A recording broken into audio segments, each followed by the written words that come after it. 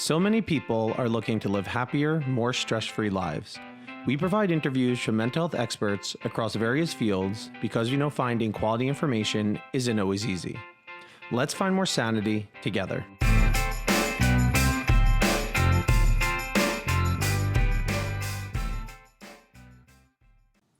Hello and welcome everybody back to another episode of Sanity Podcast. This is another one of the ABCT Sanity collaborations.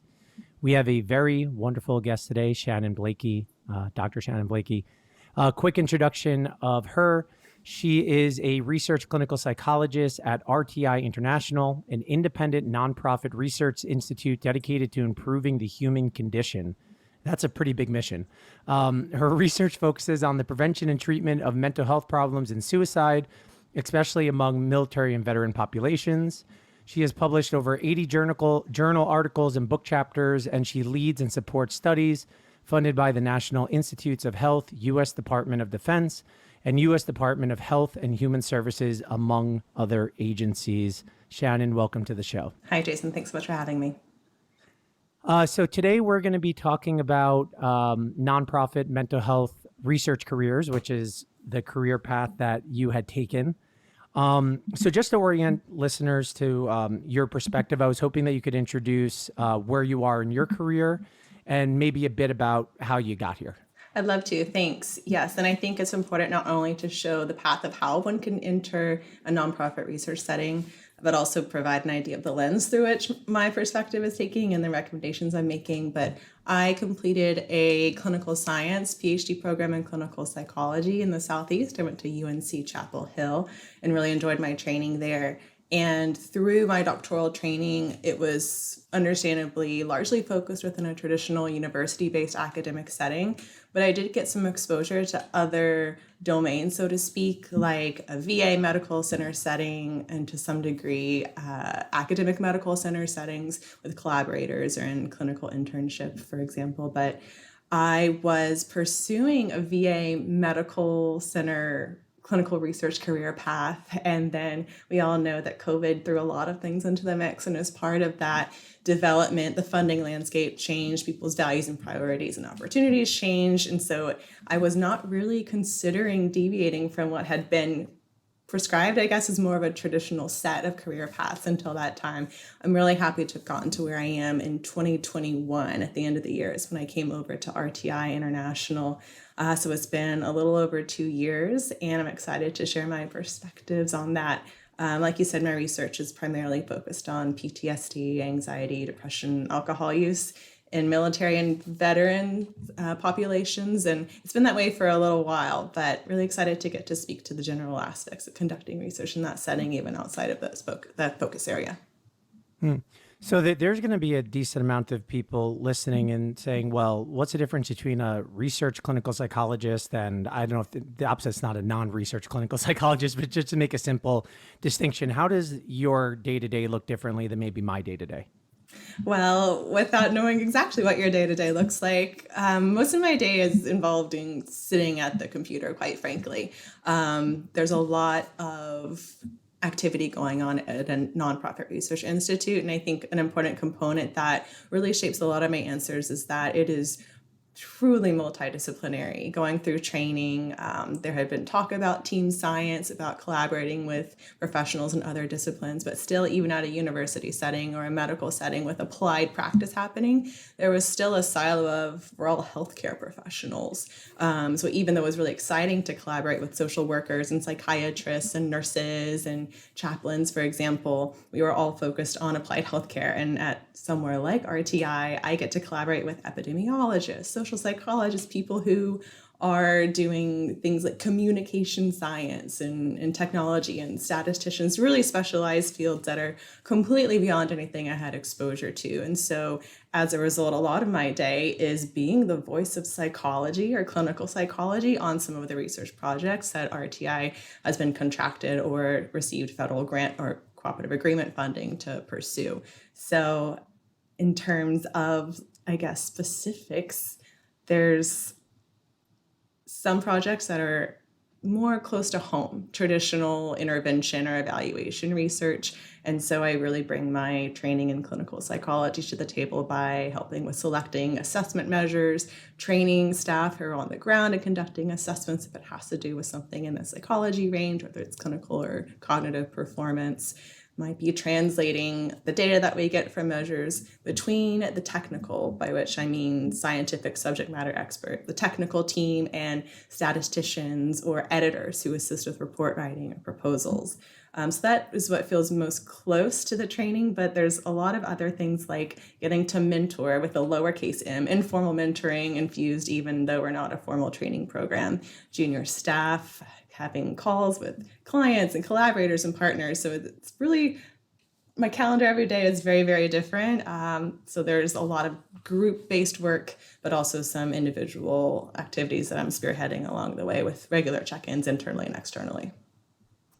I think a cool thing about multidisciplinary research teams is that a lot of times different fields are researching the same phenomenon and calling it a different thing. And then we never realized that somebody had already researched it or they did. And that's not necessarily a bad thing, because if like one field finds something, another field finds something, and they find the same thing, then you have more confidence that, you know, the research was accurate. But the problem is that there's often siloing, and we don't look at the social psych research. We don't look at the neuroscience research or what is going in other things. And then we're kind of like double working in a way, or triple working in a way, because we're not looking. So it's very cool that you have the opportunity to do that.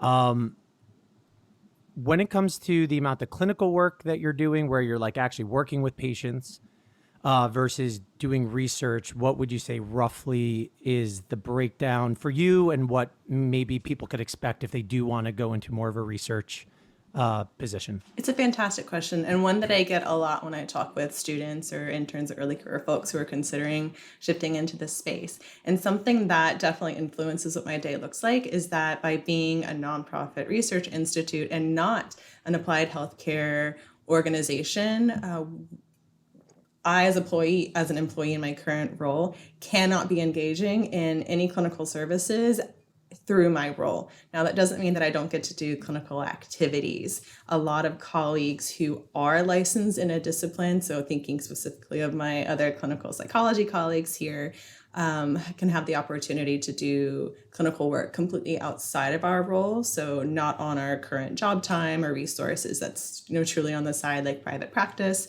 I personally began really missing doing assessments and working with the veteran population face-to-face on an individual level. So I conduct PTSD assessments through VA on the side, and I really get to enjoy that. And I've had a lot of support in that. There's definitely a value and an appreciation, since not everybody at a research institute is clinically trained, that is seen definitely as a unique and marketable skill. So that is the true clinical activities, and some of my colleagues have different levels of involvement. Mine's just a couple hours a week, although I do anticipate building that up over the next couple of years, because I am really enjoying it and getting better at balancing the new activities and responsibilities at RTI. And I know folks who have a whole day at clinic or might do some pro bono through former clinical roles that they had. I also do get to tap into clinical skills, however, in my research role, even though it's not true clinical work per se. So for example, training folks to administer a PTSD diagnostic interview or a comprehensive psychodiagnostic interview like the MINI, for example, the Miniature International Neuropsychiatric Interview for DSM-5, getting to interpret data. And also some of the research that I'm conducting. I'm leading a clinical trial funded by the National Institute on Alcohol Abuse and Alcoholism right now.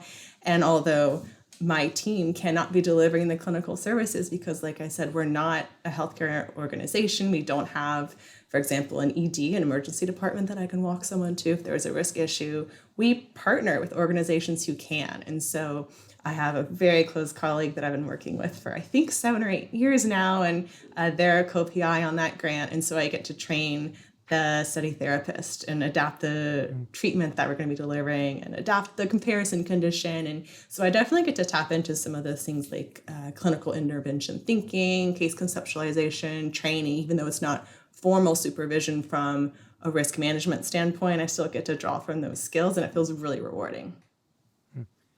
So it sounds like you need to be chill with regulation if you're going in the non-for-profit clinical sphere. Do you mean regulations as in rules or regulation as in titrating your own activities? Oh yeah, no, I mean like rules, like Yes. what you can and can't do because you were just listing and listing and listing. I was like, wow, that's a lot of like guardrail. It was probably good guardrails, like they're there for a reason. But Hmm.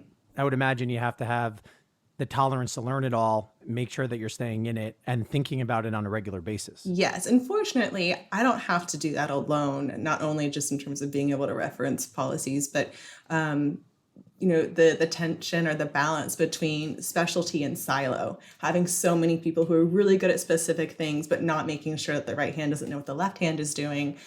There is a very much an open communication culture, at least where I work. So I can't speak to all nonprofit settings, but where I am, there's that recognition that people are really good at what they know and we can't let them be walking a tightrope by themselves. And so I have no hesitation contacting, the head of insert department if there's a question that I have, as well as people who are closer to me, like my managers or other principal investigators or project directors who have more experience in this area. So the rules that you have to follow around like not being able to do the clinical work in your setting, is that pretty universal? Do you know? Like, is that what people should expect, or does that kind of ebb and flow depending on where you land? I think it's a question that someone should ask if they're in an interviewing or hiring process. Something that could be a clear indicator would be if the organization has that sort of insurance. So, like a university where there's a formal training program or a hospital likely has malpractice insurance that covers that sort of professional activity. That is not where RTI is not an organization that engages in those activities formally. And so that's correlated, I think, with some of the limits of the roles that we can practice under our formal designation. So that's a great direct question that a hiring manager should be able to answer. I did have that conversation during my process, and that's how I learned that I could come on, at less than 100% full time in order to keep clinical activities on the side, but not go over the 40 hours a week, or to just have the freedom and flexibility to do that in addition to my full time RTI role. Okay. So nonprofit, profit, research, what's the difference, and what benefits to add on to that do you find, because you went in the nonprofit route, right? Like, so what's the difference, and what are some of the pros of going the nonprofit route? Yes. Until I came to RTI, I had been squarely in the university setting or the VA setting. And so those are public sector roles, and the university was a state funded university. And if you think of a spectrum between a private sector, not for profit sector, and private sector, if we can generalize, it's both the advantages and trade offs, I guess, of those different settings. RTI specifically, as a nonprofit research institute, sits quite squarely between your traditional academic setting and then maybe what we think about as a typical industry setting for someone coming from a mental health research training background.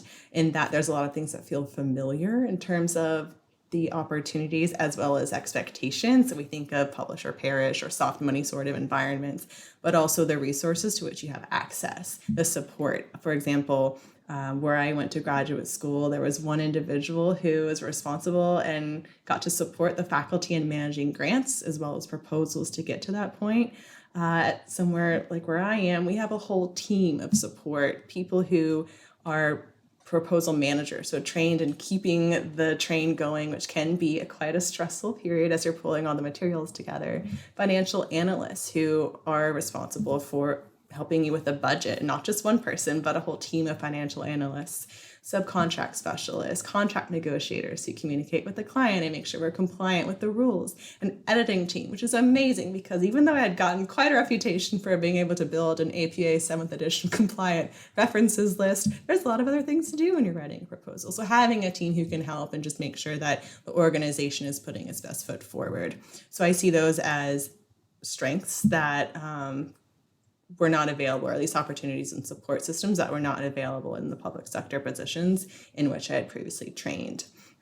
That also comes with different considerations, or I guess things that we talk about, and that even as a not-for-profit institute, money does matter. So the difference between a not-for-profit and a private sector sort of role, generally speaking, is that a not-for-profit, there's no shareholders. There are certainly stakeholders, but not shareholders. And so any of the additional revenue that RTI makes gets reinvested. And so that can be in terms of buildings, in terms of facilities. We have offices all the way across the country and as well as across the globe.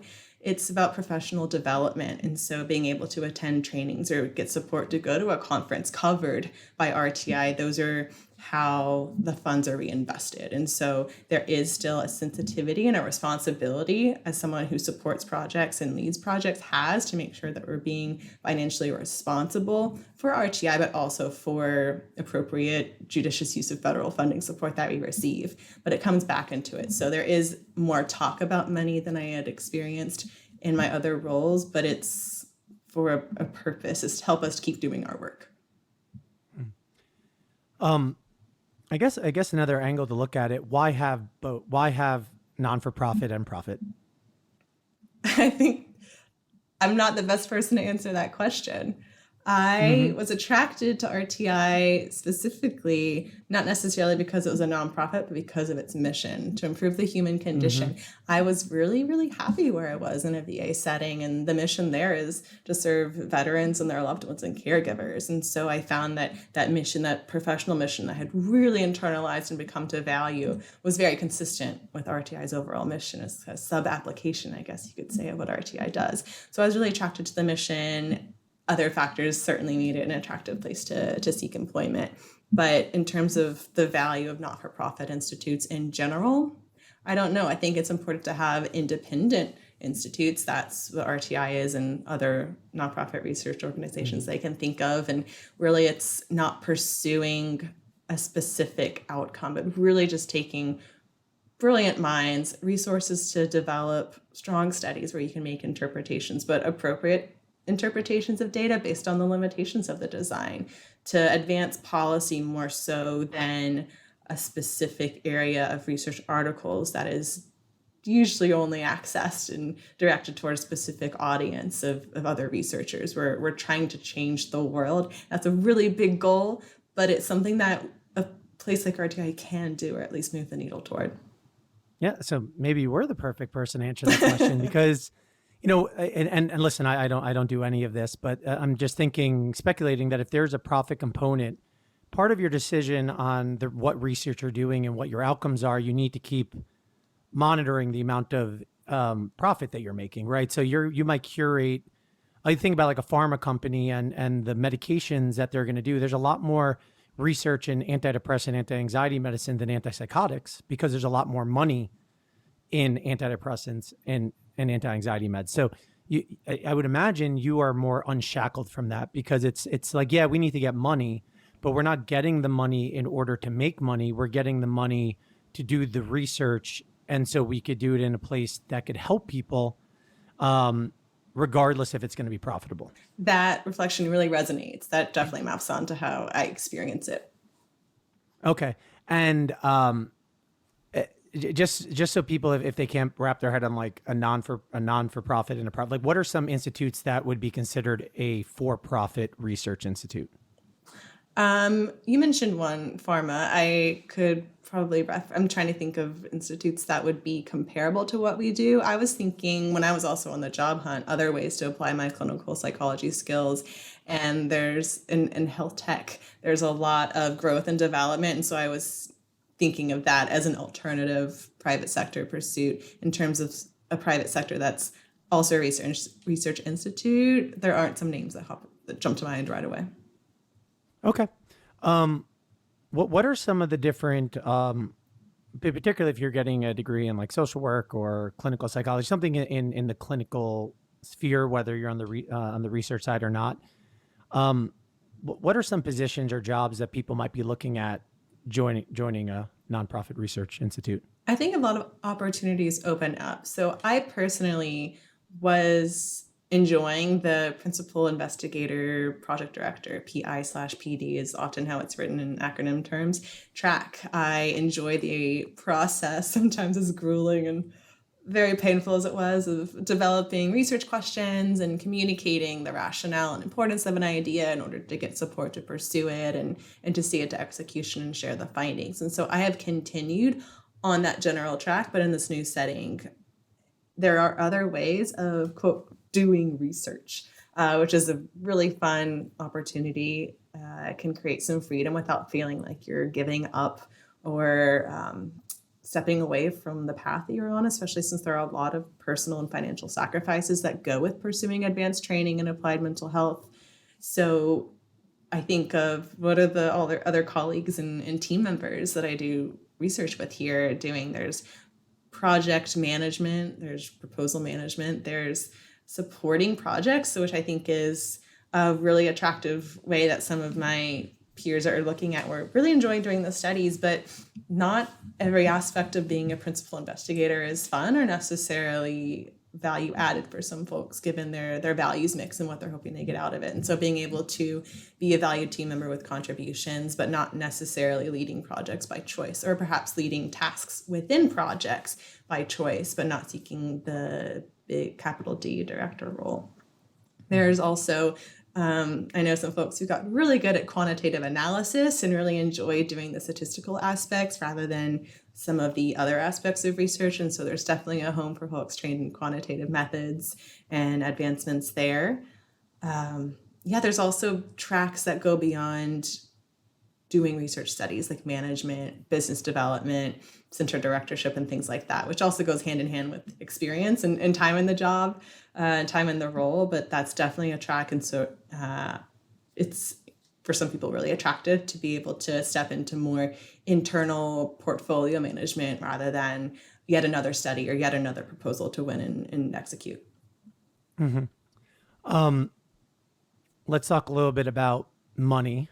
And we don't have to get into specifics, but I think when people think about going the non-for-profit route, they think I'm going to make less money. I really don't know the answer here, but is that something that people actually need to be concerned about if they are feeling like that's a barrier, or is it looking kind of equivocal if you get a job somewhere that's in the more for-profit sphere? That not pursuing a not-for-profit sector role based on the assumption that's going to result in a salary decrease is a misconception. It's certainly not a general truth. Something to keep in mind, a caveat is the value or the market rate or market value, so the salary offering or the overall package. It's not just the sector, which I think of or had been encouraged to think of as ranging from public sector to private sector. And so a not-for-profit sector sits in the middle, but that assumes for the same job and the same responsibilities in the same role. So switching to a private sector and doing a different job, I might think I'm going to get more, but it actually might be a lower offer just depending on the responsibilities of the position. And so thinking of, experimental variables, what's a control, what's a constant, and if you're changing sectors or settings, that's one variable mixing. And so if your role or position and responsibilities are changing, it's just something to keep in mind. But I was not prepared or trained in graduate school for considering things, and coming out of the public sector, there is a table for any federal employees called the GS scale. And so what you're going to get depending on where you are, and there's no negotiation that goes into that. And so negotiation and considering all the variables in addition to salary that go into an offer like that was new. It was a stretch. It's something I talk with peers about a lot. There's a lot of reading and homework and resources and leaning into anxiety that I wasn't hoping to do, but certainly knew that I had to, and I'm still alive, still doing fine. So it sounds like if you want to work with a lot of smart, interesting people in the pursuit of bettering society without having to worry about appeasing board members' monetary goals, even though it might not be 100, but I just want to be clear. When someone's a board member at an organization or whatever, they're not only thinking about profits. I think they get too demonized. They're also thinking about greater good, but they need to balance because they do need to make a profit. That this might be a good place for you to land. And from the way that you light up when you talk about almost like you haven't said pursuit of knowledge, but it's under kind of this scope of pursuit of knowledge that it sounds like this is a rich bed for, if you love the pursuit of knowledge, you could find it in this type of role. Certainly. I feel so lucky to have the opportunity to do what I do at the place that I do it. Um, it's no knock on any other opportunities I've had either. I've had a string of really amazing work positions and really abilities, and I feel very fortunate for that. But like you said, yes, being able to come into work, whether that's here, like I'm in my office now, or staying at home, there is flexibility. We can talk about hybrid workspaces and how that varies, but I get really excited I tell my family I get to do science all day, which is why I went to graduate school, which is why I was pursuing the really, really hard things that are involved in graduate school and postdoctoral training, and making that early career stage, step and switch over. And I feel very supported in that and feel like I'm making a difference. There's a huge world of problems, but like you said, you get enough bright people who are trained and with diverse perspectives and skills, and an organization that can provide the administrative and practical support to keep that moving. It's a wonderful setting. I got a fortune cookie like 10 years ago that blew my mind. And it said, if two business partners always agree, one of them is unneeded. And I was like, wow, that's like life changing. But I mean, it speaks to like what you're saying, like you have all these different people with different, if everybody is coming from the same lens and the same biases and the same filter, your thinking gets curtailed. And when you could really break that siloing and thinking when you have all these different perspectives constantly bombarding, so you're not making everything a nail. Treating, but give someone a hammer, the treat, like you know, everybody knows what I'm talking about here. Yes. So yeah, that's a very cool aspect to it. And I know a lot of grad students are probably going to be listening, or people that are like interns or people that are looking for jobs. When you consider your salary by the hours you are working. I don't think people talk about that much, but I'm in Manhattan, and I know investment bankers, and they have a really nice salary, and they work like 80 to 100 hours a week. And so you got to think about how much am I making per hour, and you also need to calculate how much of that hour that is taken away from my personal life, what is that worth? And I know it's hard to quantify, but then you have to subtract that out. Because if you're losing that hour, that is a cost. That's a cost to you. So taking that random segue, how's work-life balance in your world? I love that you also consider that important, because to me that is part of when I talk about the offer package, it's, well, what's expected of me, and like you're just approaching a different way. What does the math look like? Where I am, and this is where RTI may be a specific example, and I don't want to generalize to all not-for-profit research institute settings, but our time accountability is more of a consulting model. And I have a sibling who's a lawyer and works a lot, and we think about billing clients, like a lawyer would bill a client for work on a case, or a consultant might bill a project or a client for work on that project. We take a similar approach in that our time is billed in specific increments. And I think part of that logistically is influenced by the wide variety of federal, state, and then non-government clients. So there's different requirements from the organizations that fund RTI to do work. And so having a really nuanced, fine-grained system of tracking time and activity allows us to be compliant with every sort of regulation that RTI might have to be aware of or sensitive to, as well as I think back to when I was in graduate school, I did a summer term supporting a project, and we used effort certification in that setting, where it was a percent time that you spent during that term, and it was a yes or no. It's very, very simple. My time is not so cleanly split across specific studies. I might be doing what I like to call internal consulting work. So some other project all the way across the institute needs someone who understands the DSM to read a draft of a report before it goes out to a client. And so I might be spending 2 hours reading a report. I'm not on the personnel list. I wasn't part of the grant. And so how do I account for that work and activity? It is related, it is, I promise, related to your question. So that's the structure of tracking time. And so what that means is that at the end of every day, or in the end of every week and every month, I know exactly how much time I worked on RTI activities, as well as what I was doing during that time. So I have a mirror in front of me every day, every week, every month of my work-life balance because I see exactly how much I'm working. And that really helps me to be accountable because when you like what you do, it's very possible to, and work on the nights and weekends. And I'm laughing because I remember getting really excited during holiday breaks during grad school because everyone else would leave me alone. I could just work on the papers that I was doing with my doctoral advisor, and it was very fun. And I was definitely working more than 40 hours a week, and that worked for me at that time of my life, and it definitely would not work for me in my current time of my life. And so having something as objective as data tell me how much I'm working allows me to, if there's an issue and I am working more than I'm expected, to work with my teams or talk with my manager really openly and directly and calmly of, hey, I'm feeling really overwhelmed right now. Here's what I'm working on. How can I help prioritize that better? Is there something that can wait until next month? Or is there someone else on the team who's looking for work or a change and can take that on? Or are there opportunities for additional compensation if you're going above and beyond? And so it's really built into the system. And I don't know how much of that is specific to my organization versus the setting in general. I'm thinking if I had to track my hours as I went, it would be a disaster. Because I would be like, oh, I'll do it at the end of the week. And then at the end of the month, like, oh, I'll figure it out. So that is amazing that you are diligent enough and have the executive functioning skills to sit there and keep track of all that. Because I mean, I'm good at some things. I'm not sure how good at that I personally would be. But that's very cool that you could quantify what you're doing and how much you're doing in order to understand it. Where most jobs, you're just working and Right. you're just doing hours and it kind of all blurs together.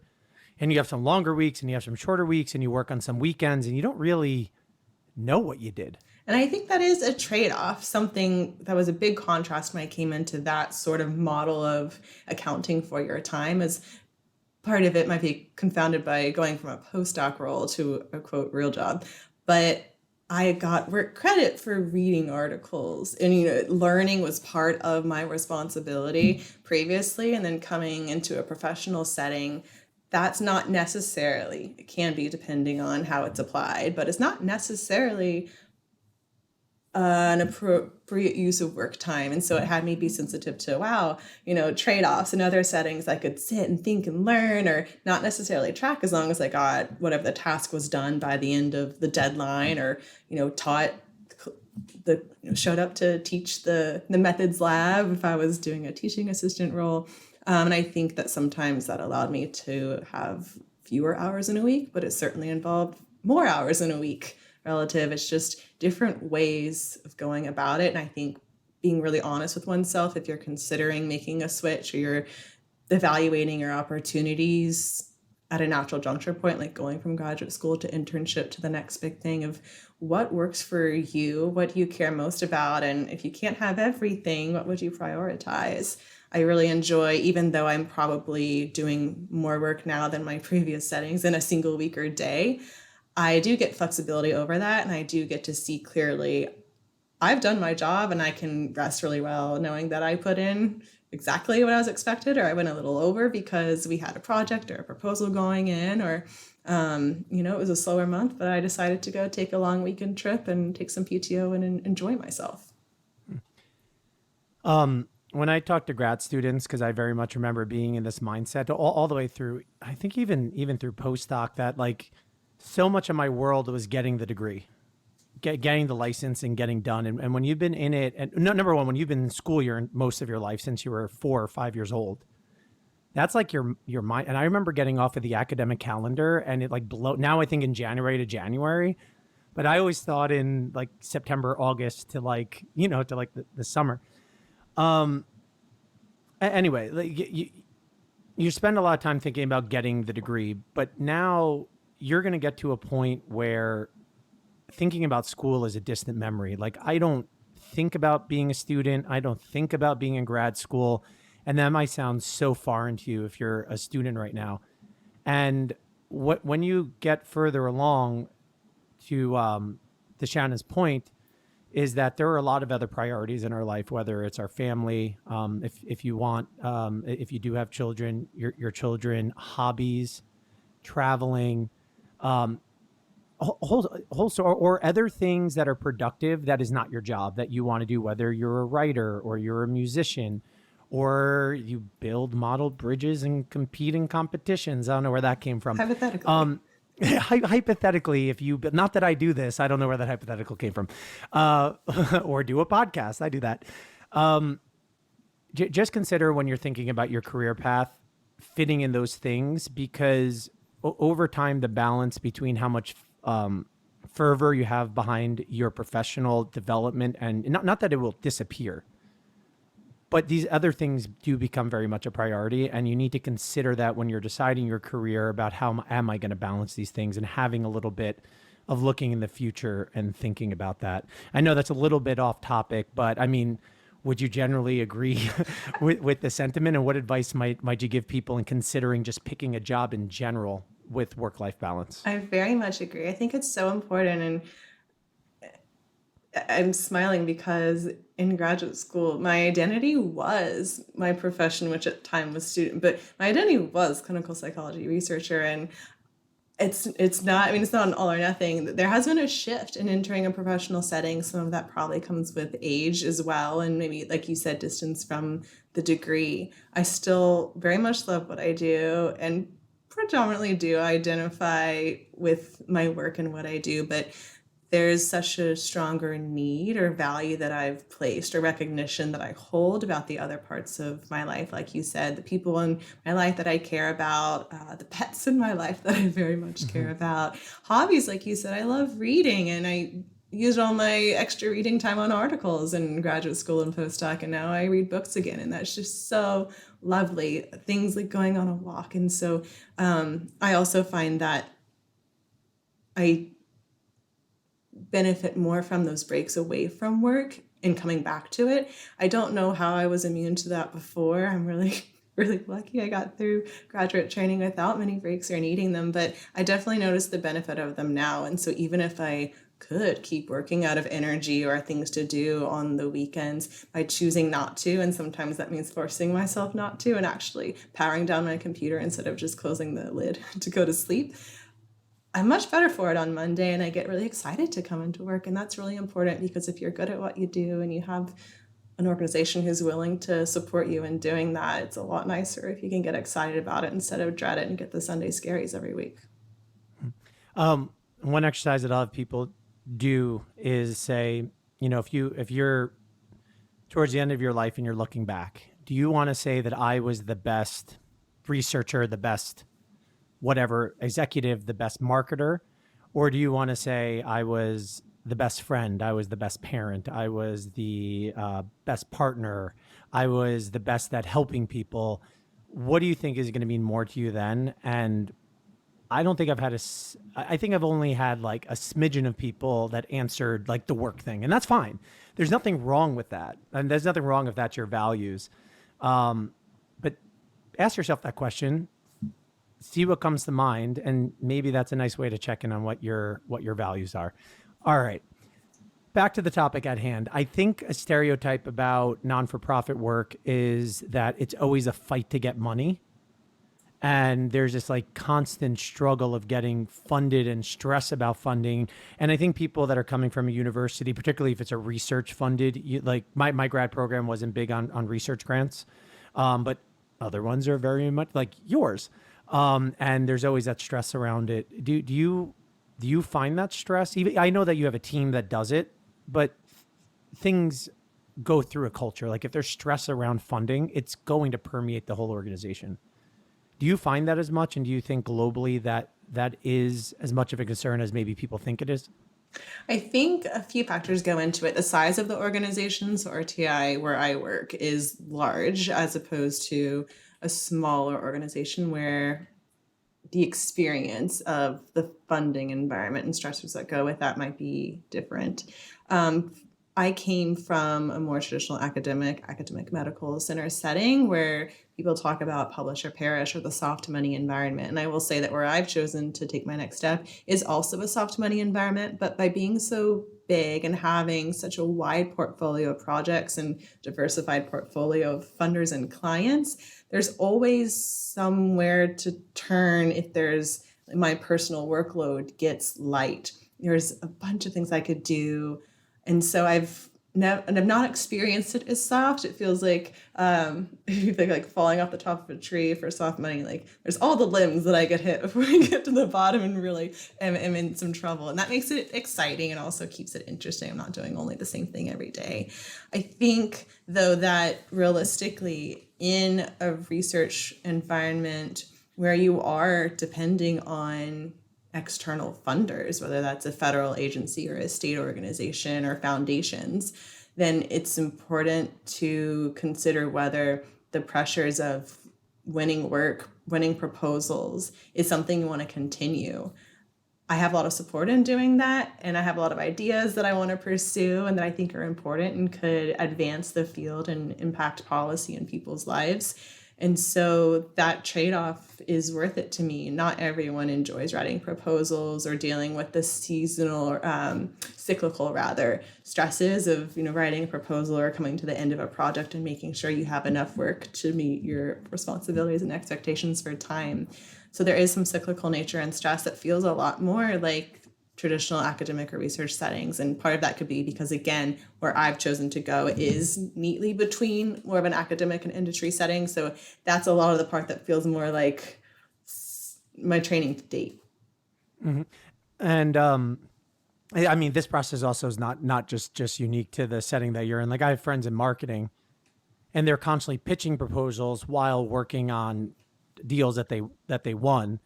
And the deals for a time limit, they have a certain amount of money with a certain amount of budget, and they have to bill their hours. And Right. the different team members have different amounts, and they pull different people in.